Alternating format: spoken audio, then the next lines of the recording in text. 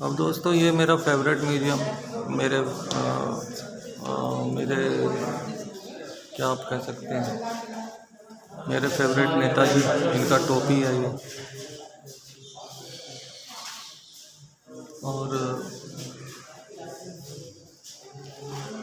नेताजी का इतना powerful personality था कि उस ज़माने में वो हिटलर से मिले और हिटलर भी उनसे मिले, हिटलर के कई अफसर मिले, और जब वो बोलते थे तो वो सारे उनका सुनते थे। जबकि नेताजी के पास रिसोर्स के नाम पे कुछ नहीं था, और हिटलर था, उसके पास हज़ारों जहाज़, पानी वाला जहाज़, फाइटर जेट, बंदूकें, इतना पैसा क्या नहीं था। और बहुत आश्चर्य का बात है कि इतना बड़ा लीडर, इतना पावरफुल लीडर नेताजी से मिला, और नेताजी से बहुत इम्प्रेस्ड भी हुए हिटलर। ये देखिए मले में हैं नेताजी। एक्चुअली क्या है कि इंडियंस जो शुरू से वर्ल्ड वाइड वो रह रहे थे, तो वो एक दूसरे से कनेक्टेड थे, और उनके मन में भी कहीं था कि इंडिया के लिए एक सेना तैयार किया जाए जो ब्रिटिशर्स के ख़िलाफ़ लड़ेगा। तो इसमें काफ़ी टाइम से काम हो रहा था, ऐसा नहीं है कि अचानक INA बन गया। तो लास्ट में जो सिंगापुर में सेना बना, जिसका कमान रास बिहारी बोस के पास था, तो उससे कमान फिर नेताजी को दिया गया था। ये INA का फ्लैग, देखिए ये बोस फैमिली, ये उनके फादर मदर,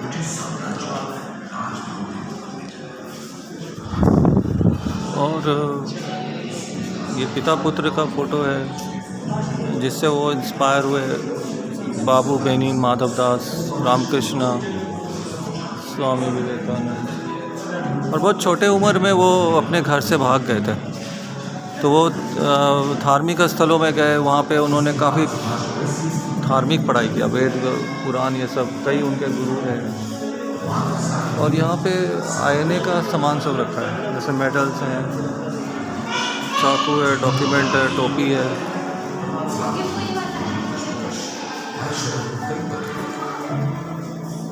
एक विदेशी सरकार ये नेताजी का म्यूज़ियम है, संभवतः इंडिया में पहला म्यूज़ियम है। नेताजी मेरे ख्याल में 1942 में जर्मनी गए थे, लेकिन बहुत कम लोग जानते हैं कि वो 1930 में भी जर्मनी गए थे। और चूँकि नेताजी धार्मिक स्थलों में रहे थे और कई साधु संत के साथ रहे थे, तो उनमें अलौकिक शक्ति था। तो 1930 में जब वो जर्मनी गए थे, तो वहाँ पे वो एक जूइश फैमिली के पास रहे थे, तो वहाँ पे वो मेडिटेशन करते थे।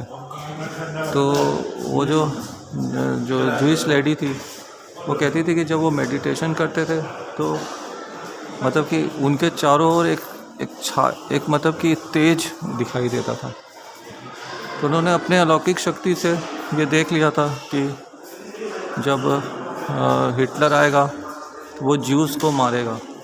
तो ये बात उन्होंने पहले ही वो ज्यूस फैमिली को बता दिया था कि आप लोग यहाँ से भाग जाइए, कि हिटलर को कोई नहीं रोक सकता। तो और धीरे धीरे ये बात सच होने लगा, तो ज्यूस फैमिली वो भाग गया वहाँ से, वो लोग भाग गए जर्मनी से।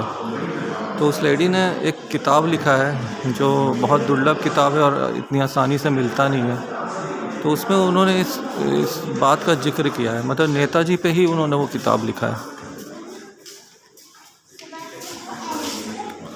ये उनके अलग अलग फ़ोटो हैं, बहुत कुछ लिखा हुआ है यहाँ पे, तो इसको पढ़ना पड़ेगा।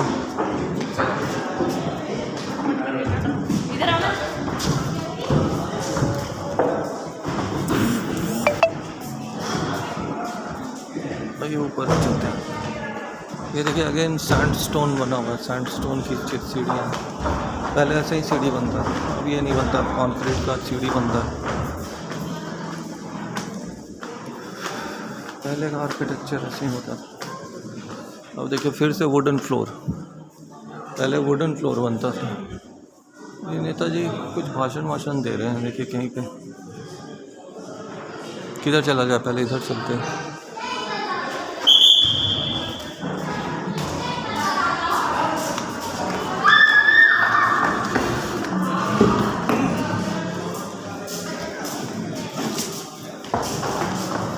ये लोग जा रहे हैं नेताजी।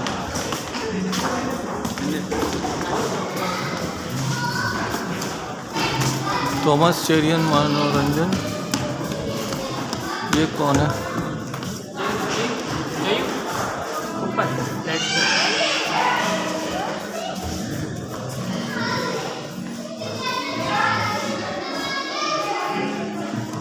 अच्छा, इन 1944 he joined the Indian National Army of Netaji Subhash Chandra Bose with motto Unity, Faith, Sacrifice, and a close associate of Netaji, for which he was imprisoned for 6 months at later was awarded the। ये नेताजी का associate थे।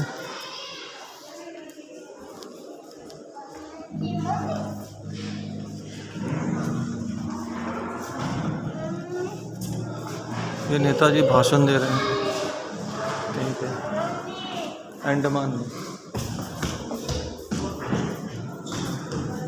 और देखिए Indian scenario, quit India movement, mobilising an army, Bose inspires to quit India, Japanese victories in Southeast Asia, England loses Andamans। अंदर तो अंधेरा है थोड़ी।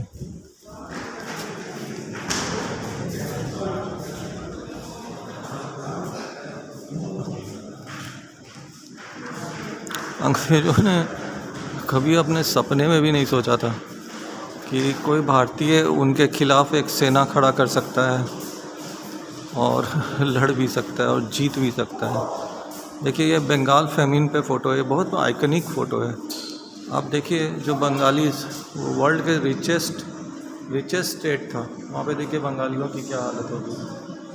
अंग्रेज़ क्या करते थे ना, जितना भी उपज होता था वो सारा बाहर खुद खाते थे और बाहर देशों को बेच देते थे।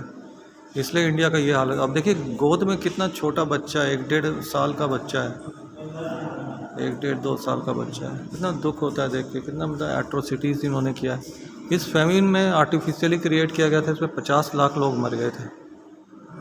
और ग्रेनरी को, जो ग्रेनरी होता था उसे सेना चारों तरफ से घेर के रखती थी, वो मतलब उस पर हाथ नहीं लगाने देते थे। सच पूछिए तो अंग्रेज़ों को इंडिया से माफ़ी मांगना चाहिए। और उन्होंने, कहा जाता है कि $45 ट्रिलियन उन्होंने लूटा है इंडिया से। मुझे तो अब अगर आप मौकले का किताब पढ़ें, वक्तव्य कि वो कहते हैं कि कहता था कि हर घर में सोने के सिक्के ऐसे पड़े थे जैसे हमारे घर में चने के ढेर भी नहीं होते होंगे। तो मुझे तो लगता है कि $1 लाख ट्रिलियन उन्होंने लूटा है यहाँ से। $1 लाख ट्रिलियन या 10 लाख ट्रिलियन उन्होंने लूटा होगा यहाँ से। अब ये बहुत आइकनिक फ़ोटो है। ये सिंगापुर में पहली बार आईएनए इकट्ठा हुई थी, जहाँ पे राज बिहारी बोस ने नेताजी को कमान दिया था सेना का। और सेना यहाँ से जहाज़ों से आई थी और फिर इंडिया आके वो लड़े थे।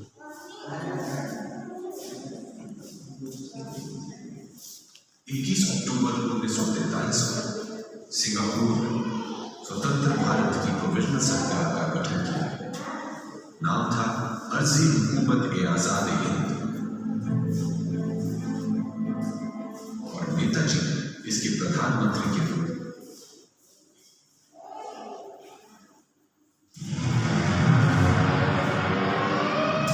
फरवरी 1942 सिंगापुर अंग्रेजों के जापान के सामने समर्पण के ये झांसी रानी रेजिमेंट, रानी झांसी रेजिमेंट, जिसमें महिलाएं भर्ती हुई थी। मतलब महिलाएं भी लड़ी थी। महिलाएं तो हमेशा मतलब इंडियन यूथ का हिस्सा रही है। राम जन्मभूमि के लिए भी जो 12 युद्ध हुए थे उसमें भी स्थानीय महिलाएं लड़ी थी। तो दोस्तों आपसे रिक्वेस्ट है कि लाल किले में आप काफ़ी अच्छा टाइम स्पेंड कर सकते हैं। यहाँ पे 5 म्यूज़ियम है। 1857 का जलियांवाला बाग का नेताजी पे है, डिपार्टमेंट ऑफ पोस्ट पे है, और डालमिया वालों का ना इंडिया एज अ होल पे एक प्राइवेट म्यूज़ियम है, वो आप विज़िट कर सकते हैं। बाकी लाल किले का परिसर तो है ही। हालांकि लाल किले का जो परिसर है वो बहुत बड़ा है और उसका 10वां हिस्सा ही दर्शकों के लिए खोला गया है, और उसके नीचे कई तल्ले हैं, तहखाने हैं, वो हमारे लिए नहीं खोला गया है। और लाल किला का जब अंग्रेज़ों ने 1857 में वापस लाल किले पे कब्जा किया था तो उन्होंने किले के कई हिस्से गुस्से में ढहा दिए थे, तो वो तो अब देखने को नहीं मिलेगा। वो रिस्टोर भी नहीं किया जा सकता है, या शायद किया जा सकता है। तो दोस्तों आज का वीडियो यहीं तक था। आप लाल किला आइए, मतलब एक दिन का पूरा अच्छा ट्रिप हो सकता है। यहाँ पे सुबह 8 बजे से एंट्री शुरू हो जाता है। म्यूज़ियम शाम में 5 बजे तक चलता है, और फिर लाइट एंड साउंड शो है। तो जो पहले लाइट एंड साउंड शो होता था वो सिर्फ लाइट एंड साउंड होता था, अभी उसमें डांस प्रोग्राम भी होता है, तो वो आप देख सकते हैं। तो दोस्तों आज का वीडियो यहीं तक था। आशा है दोस्तों आपको वीडियो पसंद आया होगा। तो दोबारा मिलेंगे अगले वीडियो पर, तब तक के लिए धन्यवाद।